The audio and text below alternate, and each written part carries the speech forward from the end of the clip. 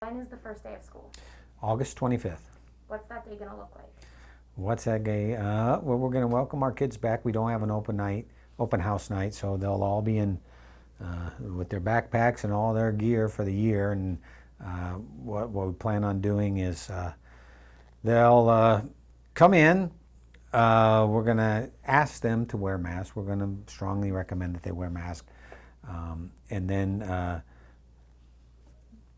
as they enter the building, they all come in and they usually meet in the commons, and that's going to change a little bit because the commons will be restricted for eating in the morning's breakfast, and the rest of the kids will either go to the high school gym, the middle school gym, or onto their classrooms. That makes sense.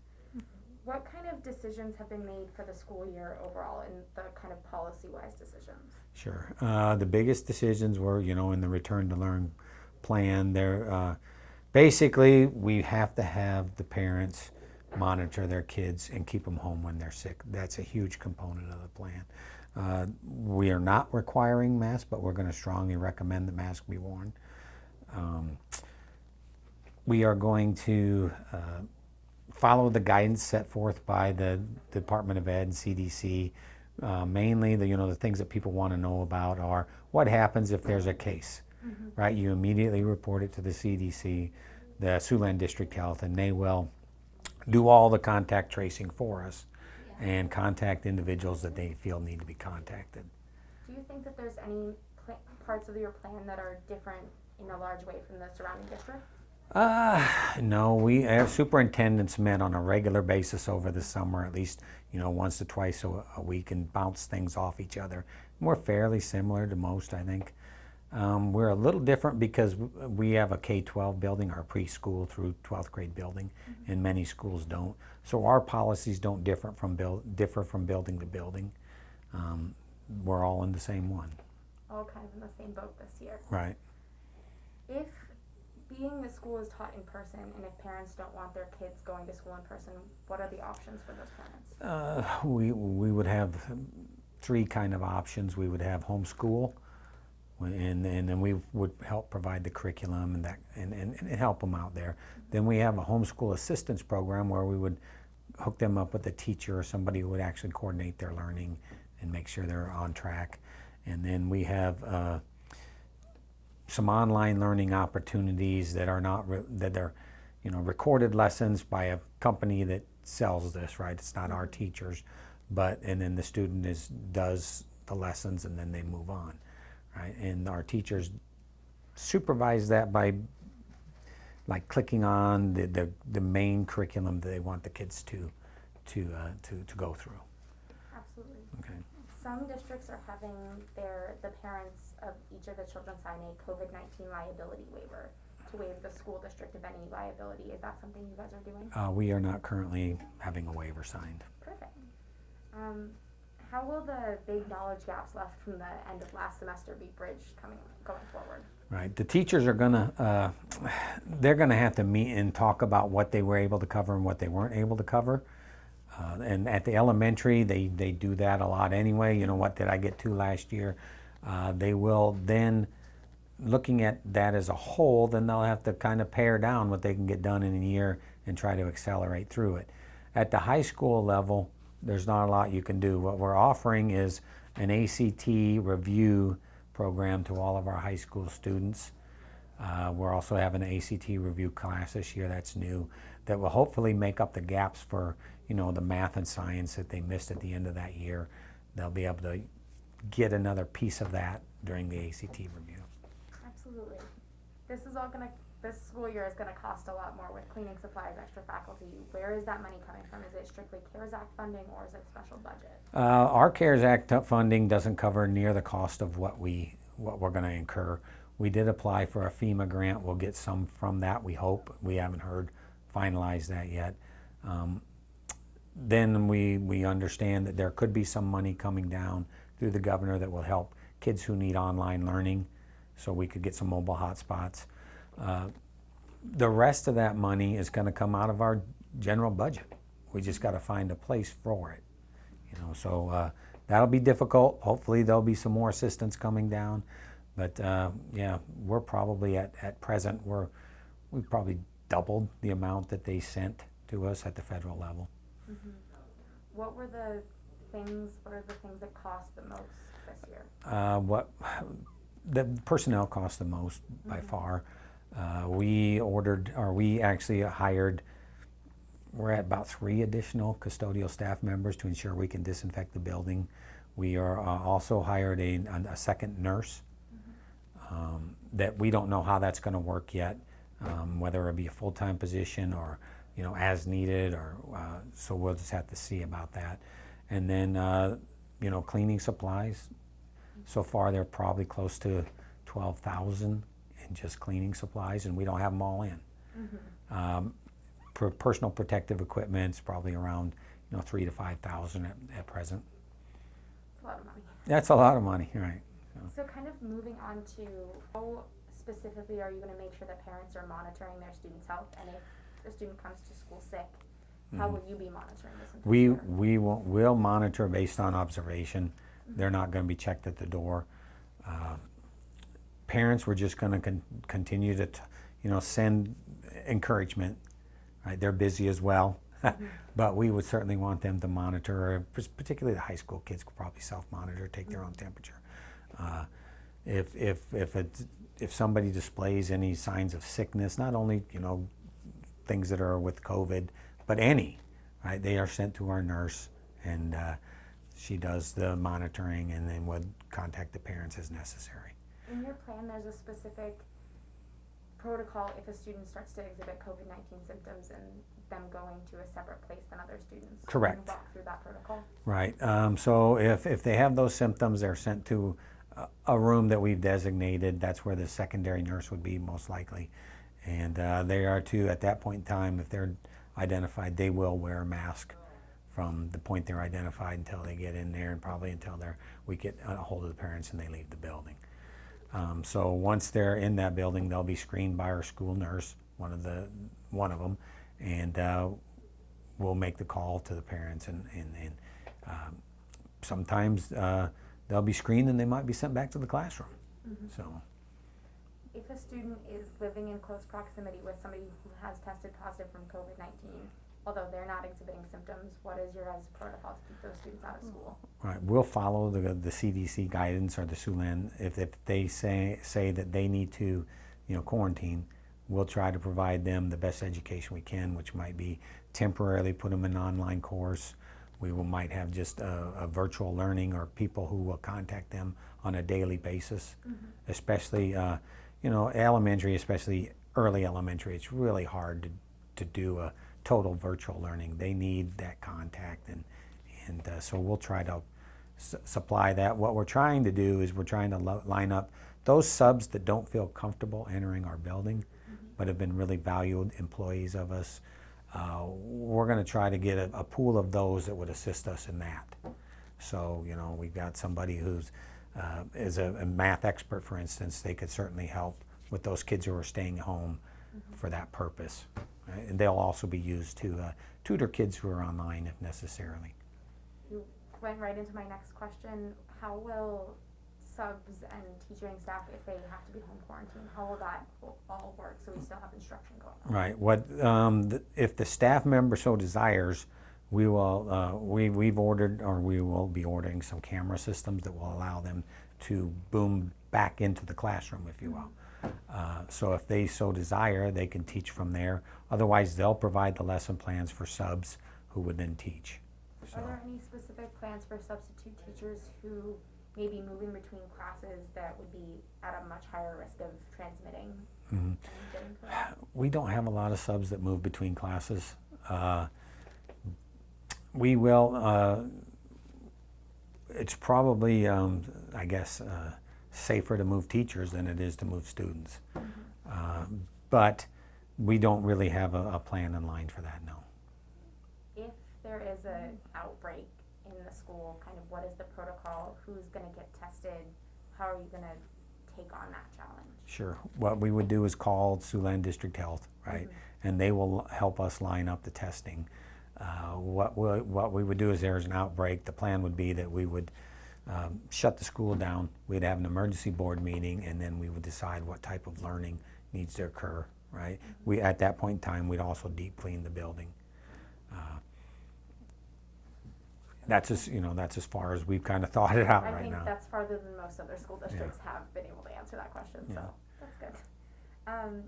What other forms of protection are you guys implementing in the building? Extra hand sanitizer, plexiglass barriers, what kind of things like that? Yeah.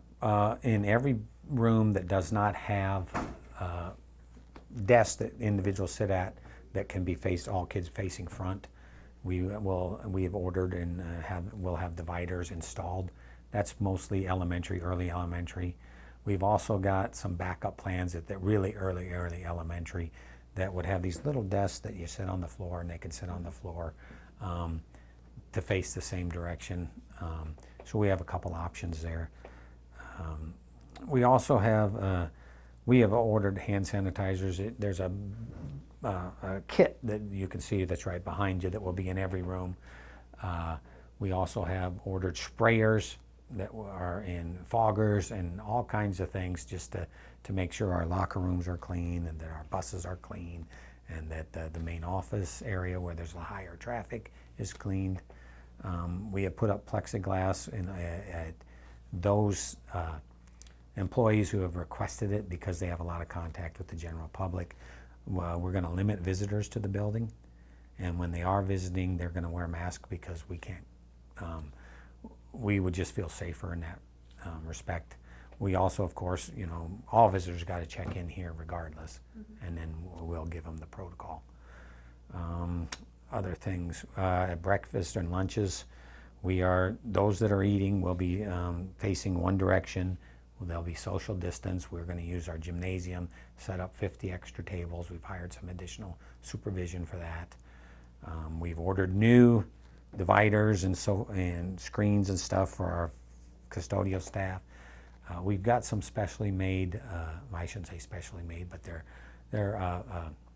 shields that actually come from the bottom up because most elementary teachers are taller than their students, so they protect from the kids coming up. That's about all I can think of right now. Those and we thought they were pretty good ideas, so. Yeah, they seem really cool. Yeah. How will social distancing work within each classroom, kind of keeping that distance? Yeah, we will spread out desks as far as we can, but we only have so much space. I cannot guarantee, nor can I even imagine that any classroom, unless we go to the blended learning, we'd be able to get 6 feet apart. Absolutely. How will classes like band, choir, PE kind of fall into different protocols? Right. Choir, we're moving to the theater for the most part for those larger choir classes, so they can actually use the seating area because it's kind of sloped and they can spread out and they can sing. The band room's large enough that we can social distance in. We will follow the Iowa High School Athletic Association and the girls' unions guidelines for our extracurriculars. How will athletics be working this year? Have you guys made any decisions changing how athletics are working? No, we're just following their recommendations. We have podded kids, so when they're in practices, they're in pods, right? So this group works together on this side of the net while this group is on this side, and there's no switching. They're in these pods. Football's a lot harder to do that in because you have to come together as an offense, you have to come together as a defense, and you have to work in your skill positions. But we're limiting the times that they huddle, stuff like that. There is not really a huddle. We're practicing single in plays, those types of things. Are you guys keeping a especially close eye on your athletes, especially football, especially given the news from today from South Sioux City? What they tend to do is, what the plan is that the kids, once school starts, they're going to be monitoring school. If they're not in school all day, they don't get to go to athletics that night. So, they'll be screened during the school. Right now, they're screened by the coaches. They basically ensure that, they look for signs. If somebody is displaying any of them, they all have thermometers. They all have what the list is of other signs, like an unexplained cough that won't stop, those types of things. And they are the monitors. So. Perfect. How will recess change? Is it still going to be part of elementary school? Recess will still be part of elementary school.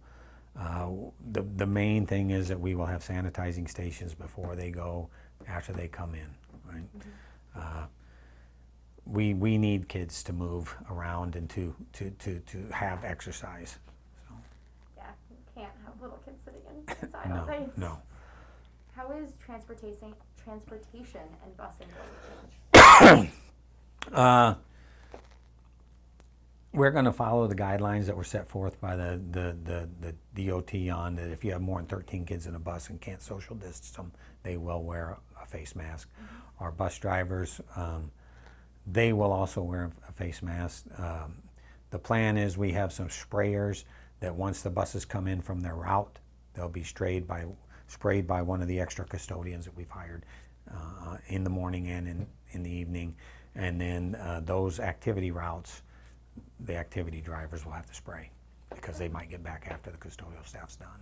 That makes sense. As part of your plan, you stated that there will be assigning seats on specific seats in many parts of school. Can you talk about those a little bit? Sure. We told every teacher that we wanted assigned seating, right? And that's really important for the Siouxland District Health to be able to do the tracking if necessary. Mm-hmm. We'd be able to say in this class they were next to this person or next to these people. So, and on the buses we'll have assigned seating as well. Heavily, if a student forgets a mask or leaves one at home, what is the protocol if they still want to wear a mask? We will have we actually will provide the mask. Mm-hmm. Right, we have, I don't know, maybe 2,000 masks that are cloth, mm-hmm. and probably closer to 5,000 of the normal disposable mask, mm-hmm. and we've got more on order. They're color coded by grade level. We'll have the kids put their name in them. We will wash them, and we'll be able to get them back to them. We hope to have 3 for each student. That way we'll always have one we can give them, even if they forget one at home and it needs to be brought the next day to get washed. With the color coding and the specific masks for students, do they still have the option to wear their own mask from home? They do have the option to wear their own mask from home. We would ask that the parents, make sure that they're cleaned on a regular basis, and they recommend, or the CDC recommends daily, mm-hmm. right? What we won't allow is bandanas. They're not nearly as effective as masks. We won't allow, it has to meet our dress code, if you will. There's mm-hmm. not going to be anything on the face that's going to bring special attention and unwanted attention. Mm-hmm. So in your plan, you say you're going to be providing training on the masks and mm-hmm. Addressing the stigma associated with wearing them or not wearing them. Can you go into that decision? Sure. What that was highly recommended because you don't want, kids, I guess, interacting in a way that would influence another kid's decision to wear a mask or not to wear a mask. We're going to strongly recommend that masks be worn, right? And the training that we've got lined up is there's training provided by both the CDC and some mental health providers that will help us do that. We've also have nurses scheduled to come the first day to assist us in training all kids in wearing a mask. So, and I'm grateful for those volunteers. They're former graduates and others that are connected to our school that said, we'd love to do that for you. So, and then we also have counseling set up. We have what we call the Safe Schools Counselor that will assist us in providing kids with the support necessary to make decisions on their own. We also have a secondary in case we need it, because we share that counselor with 3 other schools. Mm-hmm. If we have another need, we also have a contract or the potential for an hourly rated contract with Siouxland Mental Health to assist us. So. Perfect. That was my next question, was how will social and mental health be associated this year? Is there anything else you want to add on that question? No, just that we will provide kids with what they need in that area. I think we have all the services lined up we need. Will masks be used, the suggested use, all the time, or will they have the option to not wear them during certain activities or if they can be social distance? Again, yeah, we will highly suggest, but there will be no penalty for a student who doesn't wear a mask, mm-hmm. right? There's no discipline or any penalty. We just want to, we just want to send the message that if others are around you are uncomfortable because you're not wearing a mask, could you get used to wearing a mask, right? And kind of go that route as opposed to some are mandating it. Our board, based on input from the community mostly, they believe, and rightfully so, that they are to represent the community as a school board. And they did a lot of research by calling people, talking to people, and the people thought it would just be better to teach kids, to ask them to wear masks. So. Perfect, that makes sense for me. Let's see. What about students who would like to be wearing a mask, but for a certain reason can't wear a mask? Is there any alternatives? Sure. Shields, things Yep, like that? we will have shields. We have shields available for all individuals in that area, and we also, we'll research other things as they come. Somebody's going to come out with, we just saw some masks the other day that are kind of see-through in the front that we'll probably order some. So you can see the person's lips, and it helps you sometimes determine what they're saying because masks can muffle things. About individualized learning plans. Right. The individualized learning plans are going to be very similar to they've always been. We meet as a team to determine the best settings, the best accommodations, and then we respond as a district, if you will, to apply those or to get those things for those kids. Right? We're certainly going to have some students who are on IEPs that have health conditions that we really want to focus on not only that health condition, but make sure that they're learning at the same time. Perfect. In your guys' plan, you also have kind of a layout for a more online plan and a more kind of blended learning plan. Can you talk me through those two plans really quick? Sure. The blended learning plan is we're going to divide the kids in half, if you will, and half will be in school one day, half will be the other, in the hopes that we could social distance. The other half will be, our plan is to have cameras in the classroom that will send the teacher, whatever they do, out to the kids. It's not designed as a whole classroom camera necessarily. It's more like that it follows the teacher. Okay. And they would only be on when they were doing direct instruction. And then as kids go and do their work on, the teacher would flow around the room, but it wouldn't follow them because of those other students will be doing that work at home, we hope. That would be our hope. We've also, part of that plan would be to utilize hotspots that if they didn't have access, we would provide it in some way.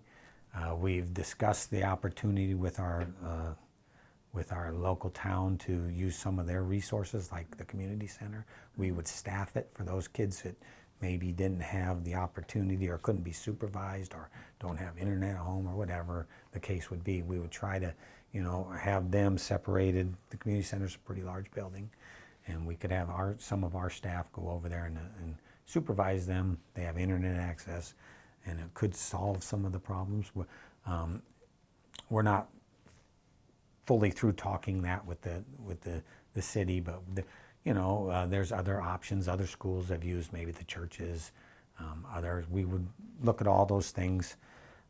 So basically, we want to make contact with kids every day, regardless if they're there at home or not. The online learning is just that. It's going to be, we have the cameras where teachers can actually teach, and they're boomed out. We ask that nobody records it, of course, but that they're sitting there learning with them, and then we'll use Zoom, Google Meets, other ways to communicate with them. Those are the main things we're doing. When they're in the building, when we go to the blended learning, we would go to mask in all commons areas and in all areas that are not classroom areas. And then the teachers would most likely be authorized to say, yeah, take your mask off for a little bit, or, just to give them a break if they needed it. Absolutely. You guys have been one of the districts who's had the most community input into your guys' plan. How has the community reacted in the past few days since this has been released? Right. The community has been great. They understand that this is a situation that is unprecedented, and there's no good, great, good, even maybe, who knows, there might not even be any average solutions. Right. We'll do the best we can. And they've been really supportive of our decisions. They've been able to voice their concerns. They've been able to voice their opinions, and they appreciated that. And then at the end of the meeting, we had a number of people stand up kind of and say, there's two sides to every issue. Even if we can't agree on this, let's agree to support the school. And that's nice. Is there anything else that I didn't ask that you think is important to get out there?